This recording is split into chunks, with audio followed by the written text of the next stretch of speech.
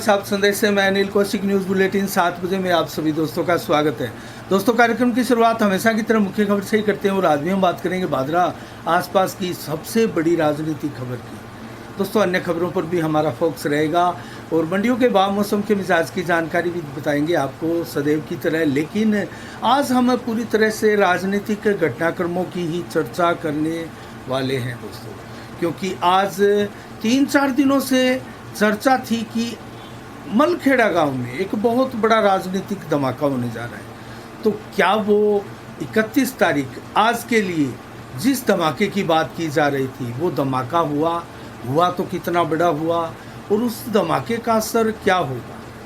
दोस्तों, मलखेड़ा गांव है वर्तमान विधायक बलवान पूनिया का गृह निवास, उनका गांव है दोस्तों। और उस गांव में संजीव बेनीवाल, जिन्होंने अपनी प्रत्येक दिन प्रत्येक पंचायत के कार्यक्रमों का अंतिम गांव चुना मलखेड़ा। दोस्तों, ऐसा क्यों? क्या धमाका करने वाले हैं संजीव बेनीवाल इस चीज़ को लेकर और क्या वो उसमें सफल हुए? दोस्तों, ये हम विस्तार से जानेंगे और इस सभा के बारे में भी जानेंगे। कितनी भीड़ थी, कैसे सभा के रूप में, रैली के रूप में मलखेड़ा गांव में सारे कार्यकर्ता पहुंचे, कितना बड़ा काफिला था, गांव में क्या चर्चा रही और भादरा क्षेत्र में क्या चर्चा है इस सभा के बाद, और भाजपा में संजीव बेनीवाल की टिकट दावेदारी कितनी मजबूत हुई है।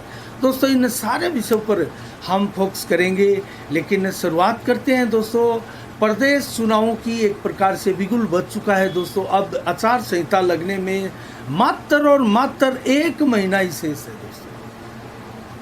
आज 31 अक्टूबर है, अक्टूबर महीने का अंतिम दिन। कल से सितंबर माह शुरू होने जा रहा है और पूरा सितंबर माह बाकी पड़ा है दोस्तों। सितंबर में आचार संहिता नहीं लगने वाली है, लेकिन 4 अक्टूबर के बाद किसी भी समय या 4 अक्टूबर को भी चुनावी कार्यक्रमों की घोषणा हो सकती है, जो कि 5 राज्यों के चुनाव इसी वर्ष होने जा रहे हैं। राजस्थान, मध्य प्रदेश, तेलंगाना, छत्तीसगढ़ और मिजोरम के चुनाव। तो कुल मिला के 5 ही राज्यों के चुनाव इसी साल के अंतिम माह में होने वाले हैं और उनके लिए अधिसूचना जारी होनी है अक्टूबर माह में और अधिसूचना आचार संहिता लगनी है दोस्तों अक्टूबर माह में।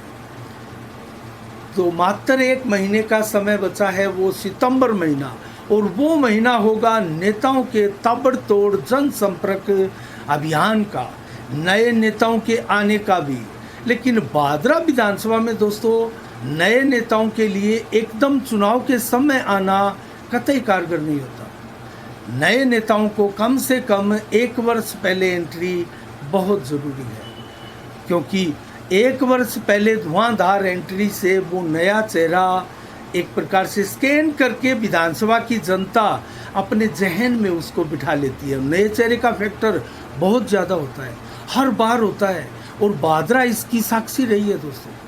भादरा के तमाम चुनाव रहे हैं वो नए चेहरे के फैक्टर से प्रभावित रहे हैं, और सबसे बड़ा फैक्टर भी ये माना जाता है। तो क्या इस बार इन नए चेहरों का फैक्टर कैसा है और उनकी तैयारी कैसी है? क्या ठीक टाइमिंग में इनकी एंट्री हो चुकी थी, जनता ने इनको हाथों हाथ लिया है, या जनता ने उनको स्कैन करके अपने दिलो दिमाग मस्तिष्क में बिठा लिया है? दोस्तों, ये सारी बातें एक जानने वाली है और उत्सुकता होगी आपको, हम ज़रूर बताएंगे ये बातें भी आपको।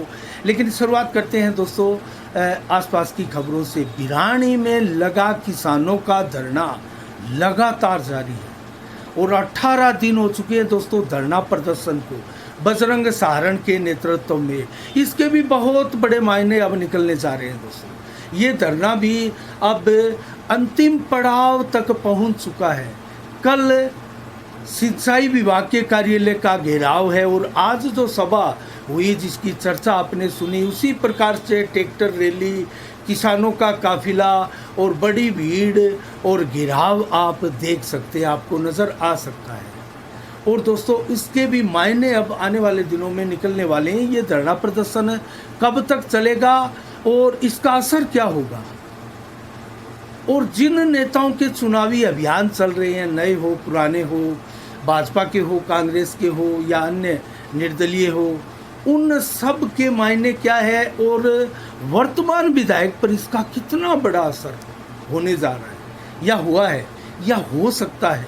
दोस्तों, इस सारी चीज़ों पर से धीरे धीरे हम पर्दा हटाएंगे और किसी एकदम शानदार विश्लेषक की तरह दोस्तों भादरा विधानसभा का चुनावी हाल आपको सदैव सुनाते हैं, आगे भी सुनाते रहेंगे। वर्तमान में जितने भी ये राजनीतिक घटनाक्रम होते जा रहे हैं दोस्तों, उन सारे राजनीतिक घटनाक्रमों के मायने आपको समझाएंगे और उस घटनाक्रम से होने वाले लाभ और नुकसान, किसको फ़ायदा किसको नुकसान का सारा आकलन करके भी हम आपको सदैव बताते हैं। यह नहीं कि आपको कुछ चीज़ें छोड़कर बताते हैं, भीड़ तक आपको बताते हैं कि कितनी भीड़ हुई है और उस भीड़ के मायने क्या है। दोस्तों, सारी चीज़ें आपको बताते हैं।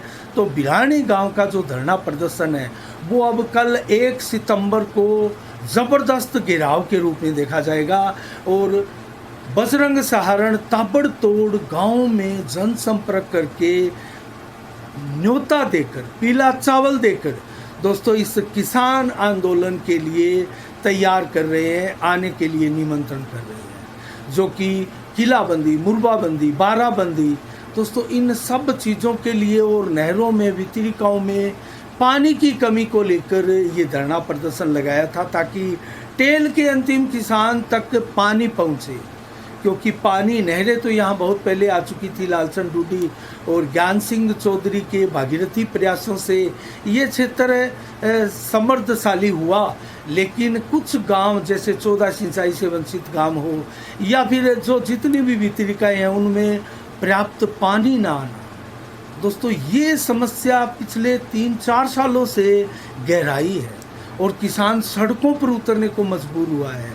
और इसी की परिणति है, इसी का नतीजा है कि बिरानी का धरना और उससे पहले रामगढ़ का धरना आपको याद होगा दोस्तों, चक्का जाम, अनेकों लोगों के विरुद्ध मुकदमे दर्ज और यहाँ भी टंकी पर चढ़ गए थे किसान, उनको नीचे उतारा गया, मुकदमे किए गए और दोस्तों लाठियाँ बाजी गई। जिस प्रकार से पुलिस बल का उपयोग किया गया धरने को कुचलने के लिए, लेकिन वो धरना तो अभी भी अनवरत जारी है, उसको अब क्यों नहीं हटाया जा रहा है। दोस्तों, कहीं ना कहीं कई चीज़ें वायरल हो रही है, कई नेताओं के बयान भी वायरल हो रहे हैं और सबके पीछे एक ही चीज़ निकल कर आ रही है कि अब इन किसानों को छेड़ा गया, जिनका नेतृत्व कर रहे हैं बजरंग सहारण, तो दोस्तों कहीं ना कहीं ये हीरो ना बन जाए, कहीं ना कहीं बजरंग सहारण 2003 का सुरेश चौधरी ना बन जाए, जो आंदोलन हुआ था दोस्तों, स्कूल में हत्या हुई थी एक लड़की की और उस हत्या के बाद में लड़के ने भी आत्महत्या कर ली थी और उसके बाद में आंदोलन चला, कर्फ्यू लगा, गोलियां चली, ना जाने भादरा में क्या क्या हुआ, 7 दिन तक कर्फ्यू की आग में झोंक दिया गया भादरा। और दोस्तों वो काला दाग आज भी लोग याद करते हैं, 23 वर्ष के करीब हो चुके उस काले अध्याय को, लेकिन वो आज भी याद करते हैं। और उस दौरान ज़बरदस्त एक नेता बनकर उभरे थे सुरेश चौधरी। हालांकि 93 में कांग्रेस की टिकट से 22,000 वोट लेकर वो नेता तो पहले ही बन चुके थे, लेकिन छात्र राजनीति से आने के बाद बड़े ऊर्जावान और शानदार वक्ता रहे डॉक्टर सुरेश चौधरी। और 2003 में दोस्तों वो इस आंदोलन की परिणति एक शानदार नेता के रूप में उभरे और विधायक भी बने, 5 साल राज भी किया। और आज उन्हीं के बड़े भाई SP सिंह, जो पूर्व जिला कलेक्टर है, वो सेवानिवृत्त होकर इस राजनीति के क्षेत्र में पहली बार आए हैं। सुरेश चौधरी अंतिम समय तक और अभी भी उन्होंने कांग्रेस से इस्तीफा नहीं दिया है। गत चुनाव में कांग्रेस की टिकट भी उन्होंने ली थी, 37,000 से अधिक वोट भी लिए थे। SP सिंह भाजपा में आ चुके हैं। लेकिन हम बात कर रहे हैं दोस्तों धरना प्रदर्शन की, तो कुल मिला के ये जो धरना प्रदर्शन है वो अब आगे उसके मायने निकलने वाले हैं दोस्तों, विस्तार से हम उसकी भी आगे समीक्षा करने जा रहे हैं। तो आज दोस्तों इतना ही, लेकिन अब हम उस मूल मुद्दे पर आते हैं जो राजनीतिक धमाका आज किया गया है मलखेड़ा गांव में, वो कितना बड़ा है और कितना उससे फ़ायदा संजीव बेनीवाल को मिलने वाला है दोस्तों। मलखेड़ा में संजीव बेनीवाल का ऐतिहासिक कार्यक्रम हुआ दोस्तों आज, और ये ऐतिहासिक सभा हुई, ऐतिहासिक रैली हुई। मुख्य चौक मलखेड़ा का भाजपा में ही नजर आया दोस्तों। आज करीब 10:30 बजे का समय था। 10 बजे के बाद में जैसे ही वाहनों का आने का कार्यक्रम प्रारंभ हुआ दोस्तों, न्यांगल जो मेन रोड है दोस्तों आदमपुर की तरफ जाने वाली, उस मेन सड़क पर से लेकर मलखेड़ा की तरफ दोस्तों बड़ा लंबा चौड़ा जाम के रूप में ट्रैक्टरों का, गाड़ियों का, मोटरसाइकिल का, पैदल कार्यकर्ताओं का काफिला था, काफ़ी लंबा चौड़ा। वहाँ एकत्रित हुए सारे के सारे कार्यकर्ता जो मलखेड़ा से भी आए, आसपास गांव से भी आए, और वहाँ से एकत्रित होकर रैली के रूप में मलखेड़ा में प्रवेश किया। और स्कूल के आगे जो नहर का पुलिया बना है दोस्तों, वहाँ स्वागत हुआ। 6 जेसीपी ने पुष्प वर्षा करके संजीव बेनीवाल के इस ऐतिहासिक रैली और काफिले पर पुष्प की वर्षा की और उनका स्वागत सत्कार किया। और उसके बाद में दोस्तों मुख्य चौक जहाँ पर सभा होनी थी, वहीं से डाइवर्ट होता है एक रास्ता जो कि मलखेड़ा गांव के चारों ओर घूमकर ठीक उसी जगह वापस आता है। ये मलखेड़ा गांव की खूबसूरती भी आप इसको कह सकते हैं। और वहीं आकर सभा स्थल तक रुकता है तो संजीव बेनीवाल का काफिला गांव के अंदर से होकर आया रैली के रूप में और वापस सभा स्थल तक आया। और सभा स्थल तक आते आते भीड़ इस कदर बढ़ चुकी थी कि पूरा मलखेड़ा का मुख्य चौक भाजपा में ही नजर आने लगा था दोस्तों। हजारों की तादाद में यहाँ कार्यकर्ता भाजपा के समर्थक पहुंच चुके थे। दर्जनों लोगों ने आज, किसी ने माकपा छोड़ी, किसी ने अन्य पार्टी छोड़ी, आज भारतीय जनता पार्टी की सदस्यता ली। इसमें कई अनेक सरपंच भी थे, छोटे बड़े नेता भी थे, सामान्य कार्यकर्ता भी थे। और उन्हीं में से एक है सतवीर दायल जो कि सरपंच है चिड़िया गांधी के दोस्तों। वो कॉमरेड बलवान पूनिया के बेहद खास माने जाते रहे थे, लेकिन आज उन्होंने संबोधन भी दिया, नाराज़गी भी प्रकट की किस प्रकार से उनके गांव में घोषणा तो कर दी गई और उन घोषणाओं को अमली जामा नहीं पहनाया गया। और ये घोषणा कोई चिड़िया गांधी में ही ऐसी घोषणाएं नहीं है दोस्तों। दर्जनों गांव में भादरा विधानसभा के जहां बलवान पूनिया की दर्जनों घोषणाएं हैं जो अभी अधूरी है और पूरी कब होगी। सारे के सारे बजट इस शासनकाल के जा चुके हैं और अब रेवड़ियां बांट रही है सरकार दोस्तों। बगैर बजट के ही कई घोषणाएं कर रहे हैं अशोक गहलोत सरकार। तो क्या उसी घोषणाओं में इन गांवों के उन कार्यों का भी नाम आएगा? ये तो भविष्य का एक सवाल हुआ दोस्तों, क्योंकि किसी भी सरकार के 500 बजट अगर चले जाते हैं तो ऐसी उम्मीद नहीं की जा सकती। लेकिन अभी तो 1 महीने बाद में आचार संहिता भी लग जाएगी और जितने निर्माण कार्यों का टेंडर हुआ है वो निर्माण कार्य अवश्य होंगे दोस्तों। वो लेट सेट जो चल रहे हैं वो निर्माण कार्य पूरे होंगे, उनके ऊपर कोई असर नहीं होगा। लेकिन नए टेंडर नहीं होंगे, नई निविदाएँ नहीं निकाली जाएगी आचार संहिता के बाद। तो कुल मिला के अब समय आ गया है दोबारा चुनाव का और ऐसे में संजीव बेनीवाल की एक दिन एक पंचायत कार्यक्रम के तहत और अंतिम 56वीं पंचायत क्यों चुना गया मलखेड़ा को, विधायक बलवान पूनिया के गृह क्षेत्र को क्यों चुना गया, इसके पीछे क्या रीज़न हो सकती है दोस्तों? ये एक प्रकार से चुनौती हो सकती है संजीव बेनीवाल की, जो कि बलवान पूनिया को आज दी गई। हजारों की भीड़ एकत्रित करके और इस सभा के माध्यम से जो मैसेज, जो संदेश संबोधनों में विभिन्न नेताओं ने दिया बलवान पूनिया के विरुद्ध और संजीव बेनीवाल ने दिया, उनके अन्य कार्यकर्ताओं ने दिया, अनेक नेताओं ने दिया, संदीप डूडी ने दिया, शंकर भाकर ने दिया, दयानंद खोखेवाला ने दिया, अनेक ऐसे नेताओं ने दिया। उन संबोधनों के मायने क्या है दोस्तों? वो सारे के सारे चुनौती ही प्रतीत हो रहे थे। तो क्या चुनौती के लिए अंतिम इस पंचायत को चुना गया था? संजीव बेनीवाल ने अपने संबोधनों में पूर्व में बताया कि ये पंचायत हमने इस दिन को 31 अगस्त को इसलिए चुना था क्योंकि जो मलखेड़ा गांव के कार्यकर्ता है उन्होंने ये दिन मांगा था कि अंतिम पंचायत हमारे गांव में आप कीजिए और हमें आप 31 अगस्त का समय दीजिए। तो इसके बीच में संजीव बेनीवाल शहर के कार्यक्रम आयोजित कर रहे हैं, वार्डों में जनसंपर्क अभियान ताबड़तोड़ बनाए हुए हैं। ऐसे में आज अंतिम पंचायत का भी वो कार्यक्रम संपन्न हो गया। उससे पहले की मैं बात करूं तो दोस्तों, इसी प्रकार से जिन पंचायतों से ये कार्यक्रम प्रारंभ हुआ था, वहाँ नुक्कड़ सभाएं, थोड़ी भीड़ आपने देखी होगी। धीरे धीरे ये रफ्तार पकड़ा और आते आते अजीतपुरा, उज्जलवास, मुनसरी, झांसल, नेठराणा तक आते आते दोस्तों ये विशाल सभाओं में परिवर्तित हो गया। और आज मलखेड़ा गांव में ये जैसे जनसभा हो दोस्तों, जो बादरा के किसी बड़े क्षेत्र में बुलाई गई हो और पूरे विधानसभा के इसमें लोग बुलाए गए हो, इस प्रकार की जनसभा आज अजीतपुरा गांव में संजीव बेनीवाल के द्वारा की गई। और 3000 के प्लस दोस्तों यहाँ कार्यकर्ता समर्थक मौजूद भी रहे और यहाँ आए भी, इस सभा में दिखाई भी दिए। तो इसके क्या मायने हैं दोस्तों, इस प्रकार की सभा के क्या मायने हैं? तो बलवान पूनिया के लिए ये खतरे की घंटी है।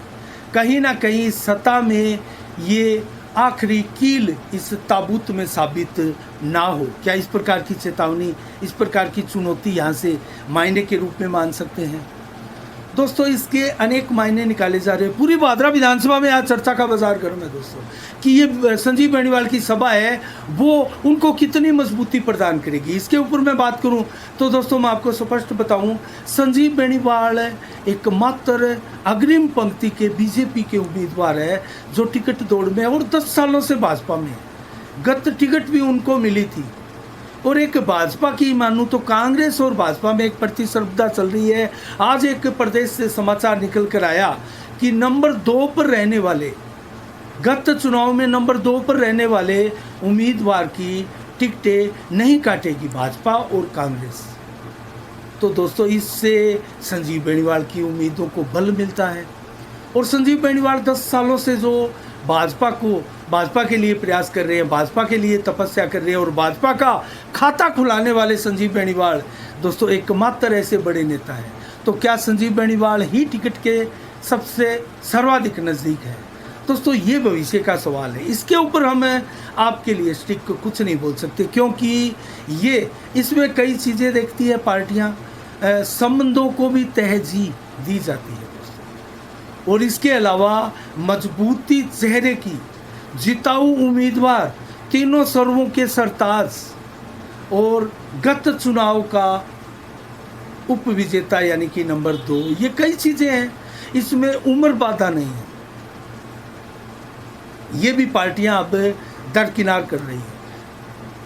तो देखते हैं दोस्तों, टिकट की बात अलग है, टिकट किसी को भी जाए, लेकिन संजीव बेनीवाल हर हाल में यहाँ मजबूती दिखाई दे रहे हैं, मजबूती लिए दिखाई दे रहे हैं। जब जयदीप डूडी ने भाजपा ज्वाइन नहीं की थी, तभी भी संजीव बेनीवाल की उसी मजबूती के साथ चर्चा थी। जब एसपी सिंह ने भाजपा ज्वाइन नहीं की, तभी संजीव बेनीवाल ही एकमात्र ऐसे मजबूत नेता विधानसभा में दिखाई दे रहे थे। और चर्चा यही थी कि बलवान पूनिया और संजीव बेनीवाल की टक्कर होगी आने वाले चुनाव में। तो क्या अब उस परिदृश्य में कुछ बदलाव आया है? जब जयदीप डूडी आए हैं भाजपा में, जब एसपी सिंह आए हैं भाजपा में, तो क्या टिकट की दौड़ पेचीदा हुई है? इसके ऊपर हम नहीं जाएंगे। टिकट की दौड़ वाकई में इन तीनों ही नेताओं के बीच में है। किसको देंगे ये पार्टी की समस्या है, हमारी समस्या नहीं है। लेकिन बलवान पूनिया अब कहाँ है और उनके लिए क्या समीकरण बनती है, किसके पास आती है टिकट, तो बलवान पूनिया की स्थिति क्या रहेगी? और किसके पास आती है कांग्रेस की टिकट, बलवान पूनिया की स्थिति क्या रहेगी?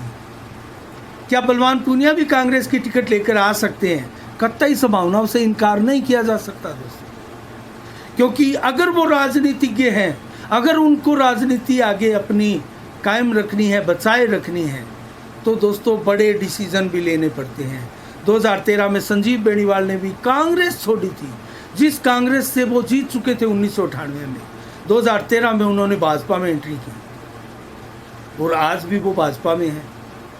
तो ऐसे डिसीजन भी नेता लेते हैं जब उनकी राजनीतिक छवि दांव पर लग जाए, जब उनका राजनीतिक कैरियर दांव पर लग जाए, उस स्थिति में दोस्तों नेता अमूमन बड़ा कदम उठाते हैं, बोलकर नहीं कहते हैं। अब ये मैं सवाल आपसे करूंगा, आपको बताऊंगा कि बलवान पूनिया कांग्रेस की टिकट लेकर आ सकते हैं, गहलोत के बहुत नज़दीक है, गहलोत से टिकट मांगेंगे तो उनको टिकट मिल सकती है, क्योंकि गहलोत के साथ उनकी केमिस्ट्री पूरी राजस्थान की जनता ने देखी और वादरा विधानसभा की जनता ने तो नज़दीक से देखी है। क्योंकि जिस वक्त बलवान पूनिया आए थे तो उन्होंने जो शब्द जिला बनने के लिए नौर के लिए कहे थे और बलवान पूनिया के लिए बोले थे कि अगर बलवान पूनिया बोलते तो मैं कब का नौर को जिला बना देता हूँ। इससे उनकी साख बढ़ी है या घटी है ये एक अलग बात है, लेकिन उनकी केमिस्ट्री की हम बात करें तो इतनी शानदार है कि वो टिकट ला सकती है और वो अपनी राजनीति को बचा सकती है, क्योंकि यहाँ भाजपा और कांग्रेस के बीच में टक्कर रहेगी भी।